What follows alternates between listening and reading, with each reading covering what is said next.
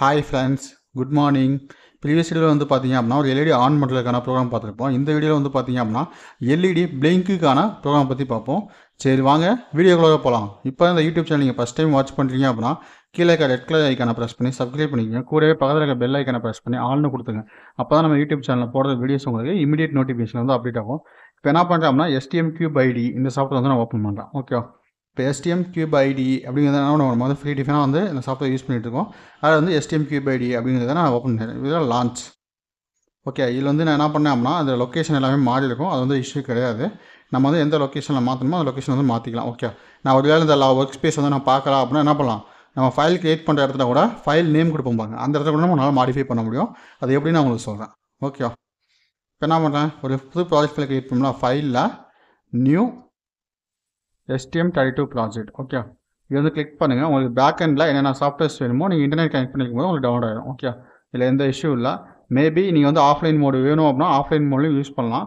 அது எப்படி நான் வந்து வேணும் அப்படின்னா கீழே கமெண்ட் பண்ணுங்கள், நான் வந்து அதுக்கான வீடியோஸ் வந்து நான் போடுறேன். ஓகே, வெயிட் பண்ணுங்கள். இப்போ டார்கெட் ஸ்லைட்டர். ஓகே, இதுக்கான சப்போர்ட்டிங் பேக்கேஜஸ் எல்லாமே இன்ஸ்லைசஸ் ஆகும்.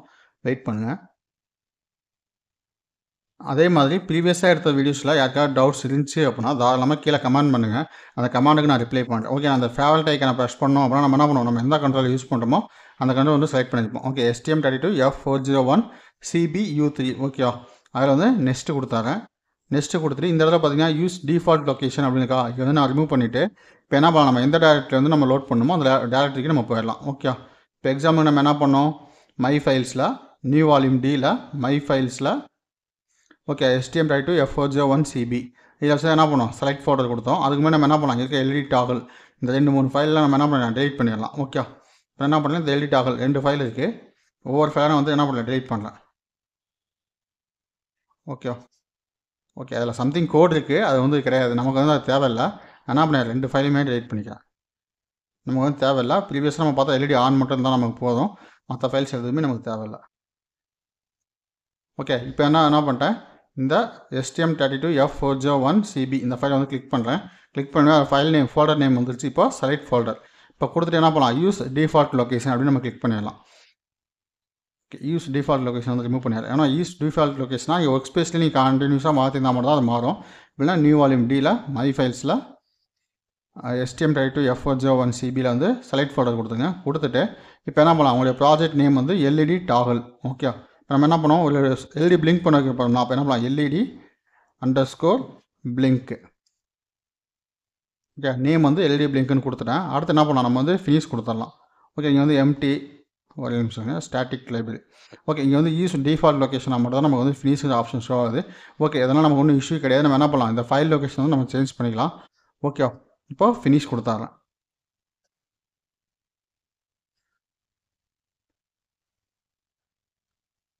இப்போ ஃபினிஷ் கொடுத்துட்டேன். இப்போ இதில் வந்து பார்ப்போமா, எல்இடி பிளிங்க்குங்கிறது கோட் ஜெனரேட் ஆகிருக்கு. ஓகே, இப்போ எல்இடி பிளிங்க்குங்கிற ஃபைல் இருக்குது.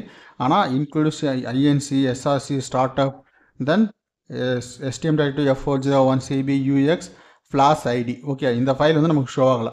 ஓகே, இந்த இஷ்யூ வந்து பார்த்தீங்க அப்படின்னா நம்ம யூஸ் பண்ணுற 1.19.0லையும் இருக்குது, 1.18.0லையும் இருக்குது. ஓகே, இதை வந்து நான் என்ன பண்ணியிருந்தேன் அப்படின்னா ST கம்யூனிட்டி. ஓகே, இப்போ நீங்கள் எந்த ஒரு மைக்ரோ கண்ட்ரோலர்ஸ் எடுத்தாலும் ஹையர் ஹண்ட்ரட் போனீங்க அப்படின்னா அந்த மைக்ரோ கண்ட்ரோலர்ஸ்க்கு எல்லாத்துக்குமே என்ன பண்ணுவோம், ஒரு கம்யூனிட்டி பேஜ்னு ஒன்று இருக்கும். ஓகே, அப்போ நீங்கள் வந்து பார்த்தீங்க அப்படின்னா STM32 கம்யூனிட்டி பேஜ் நான் வந்து செக் பண்ணியிருந்தேன். STM32 community. ஓகே, நீ STM32 கம்யூனிட்டின்னு சர்ச் பண்ணிங்கனாவே அது ஃபஸ்ட்டாக வரும்.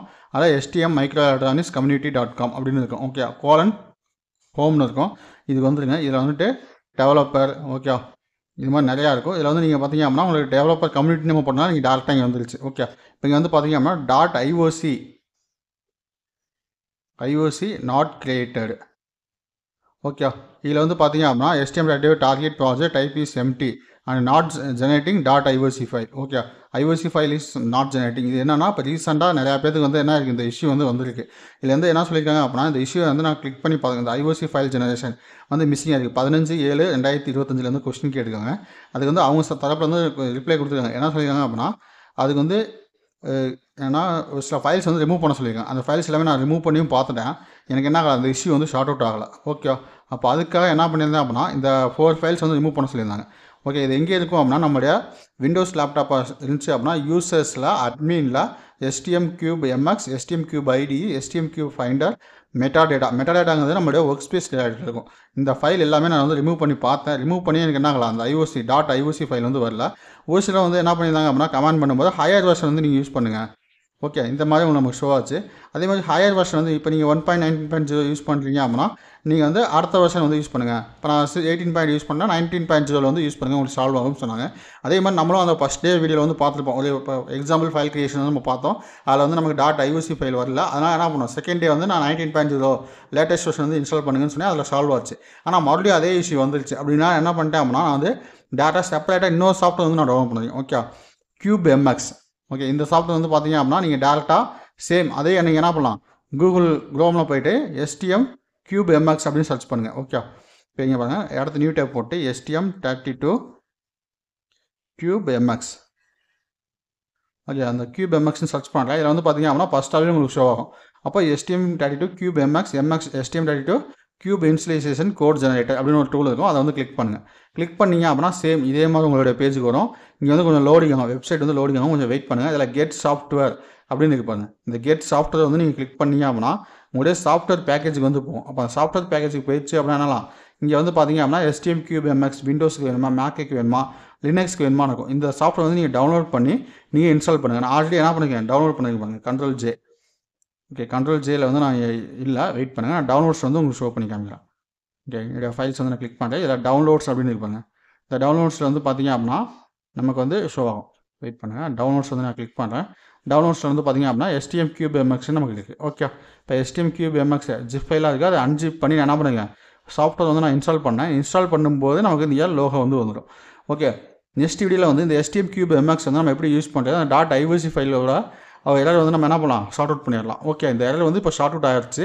ஓகே, அந்த STM Cube MXலேருந்து நீங்கள் என்ன பண்ணணும், ஒரு ப்ராஜெக்ட் ஃபைல் கிரியேட் பண்ணி அதை வந்து எப்படி நம்ம வந்து நம்ம STM Cube IDக்கு வந்து நம்ம இம்போர்ட் பண்ணுறது, அதை வந்து என்ன பண்ணுறேன் அப்படின்னா நெக்ஸ்ட் வீடியோவில் உங்களுக்கு அப்டேட் பண்ணுறேன். இந்த வீடியோ பிடிச்சிருந்துச்சு அப்படின்னா ஒரு லைக் பண்ணுங்கள். அப்போ தான் எனக்கு அடுத்த வீடியோஸ் போடுறதுக்கு ஒரு மோட்டிவேஷனாக இருக்கும்.